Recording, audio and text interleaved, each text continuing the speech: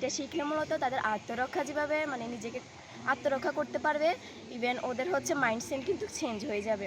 যেমন Bangladesh dragon fighter kung fu school কর্তৃক আয়োজিত আন্তজেলা বসন্তকালীন ক্যাম্পিং অনুষ্ঠিত হয়েছে। শুক্রবার দিনব্যাপী পৌর শহরের নরিংপুরস্থ রামগঞ্জ স্মার্ট একাডেমিতে এই বসন্তকালীন ক্যাম্পিং অনুষ্ঠিত হয়।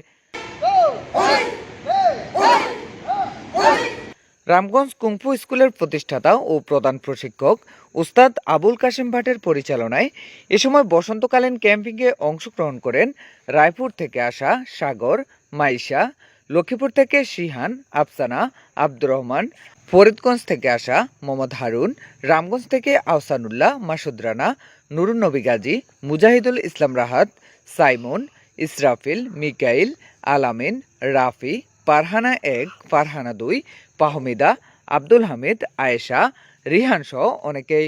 গ্র্যান্ড মাস্টার ও জাতীয় চলচ্চিত্রকার ইলিয়াস কুবরার তত্ত্বাবধানে ও রামগঞ্জ কুংফু স্কুলের প্রতিষ্ঠাতা ও প্রধান প্রশিক্ষক ওস্তাদ আবুল কাশেম ভাটের পরিচালনায় ড্রাগন ফাইটার কুংফু স্কুল বিভিন্ন সময় জাতীয় ও আন্তর্জাতিক কুংফু প্রতিযোগিতায় অংশগ্রহণ করে। জেলা ও বিভাগীয় পর্যায়ে বিভিন্ন প্রতিযোগিতায় স্বর্ণপদক, রৌপ্য ও ব্রোঞ্জ পদক সহ বিভিন্ন মেডেল অর্জন করেন। আব্দুর রহমান, রামগঞ্জ টিভি, রামগঞ্জ, লক্ষ্মীপুর।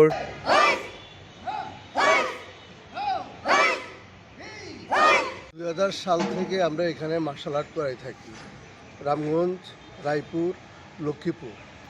তো আমরা এইখানে থেকে আমাদের যে ছেলেগুলা বের হয়, মার্শাল্লাহ আমাদের এই ছেলেগুলা অনেক সময় সেনাবাহিনী, নৌবাহিনী, বিমান বাহিনী এই ইয়েগুলোতে যাচ্ছে এবং আমাদের উল্লেখযোগ্য অনেক ছেলে আছে বর্তমানে সেনাবাহিনীর বিভিন্ন অফিসার পোস্টে আছেন। তারপর যে আমাদের এখান থেকে এমন কোনো ছেলে এখন পর্যন্ত তৈরি হয় না যাদের দ্বারা এই দেশের ক্ষতি হবে। কারণ আজকে প্রায় আমরা 25 বছর এখানে মার্শাল আর্ট প্রশিক্ষণ দিচ্ছি।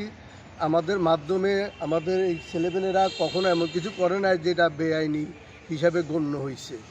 সবসময় আমরা ভালো কাজে, সামাজিক কাজে এবং বিভিন্ন কাজগুলো আমরা করে থাকি। আমি প্রত্যেকটা অভিভাবককে বলবো যে আপনারা আপনাদের সন্তানদেরকে, ছেলে হোক মেয়ে হোক, মার্শাল আর্ট শিখান। মার্শাল আর্ট শিখালে উপকারিতা একটাই হবে, সেটা হলো যে ছেলেরা বর্তমানে যে মোবাইলে আগ্রেশনে পড়ে থাকে, ছেলে এবং মেয়ে, এটার থেকে অন্তত বেঁচে যাবে।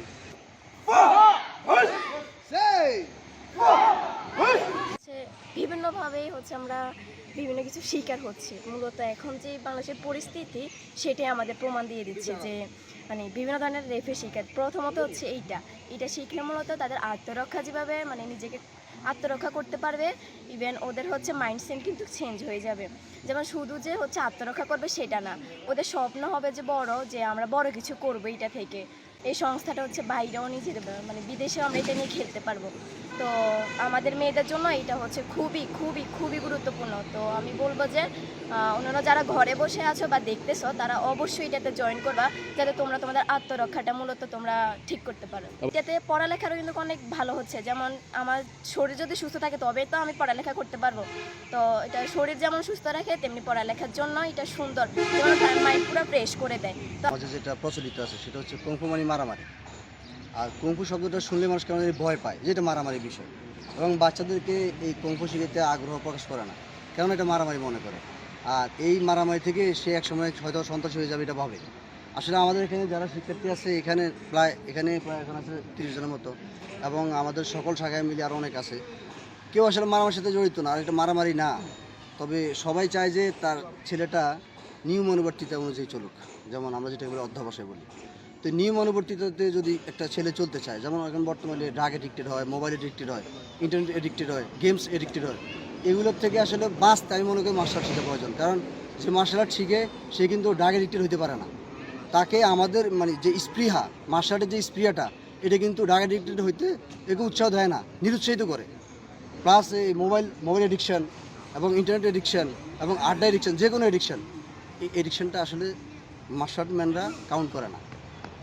6 থেকে 70 বছরের যে কোনো মানুষের জন্য কুম্ফু আমরা উন্মুক্ত। আপনি আসতে পারেন, শিখতে পারেন, সবাইকে শেখা উচিত, সবাইকে শেখা উচিত। আপনাকে অন্তত নিজেকে সেভ করার জন্য হলেও আপনার সন্তানকে আপনি কুম্ফু শিখতে দেওয়া উচিত আমি মনে করি।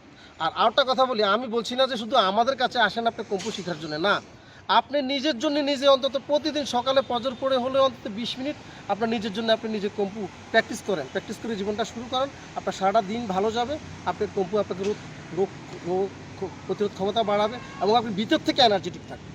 আমি প্রায় 5 বছর থেকে এই কম্পু ক্লাবের সাথে জড়িত আছি।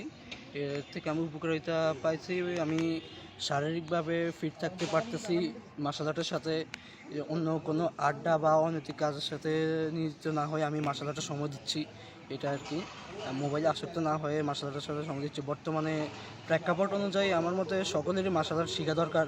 চুরি, চিন্তায়, ডাকাতি এগুলি হচ্ছে নিজেকে সেভ করে রাখতে পারে, বিশেষ করে নারীদেরকে এগুলি ভালো করে শেখা দরকার। তাহলে নিজেকে সেফ রাখতে পারবে। নিজেকে সেফ রাখতে পারে, নিজের বডি ফিটনেসটাকে ভালো রাখা যায়।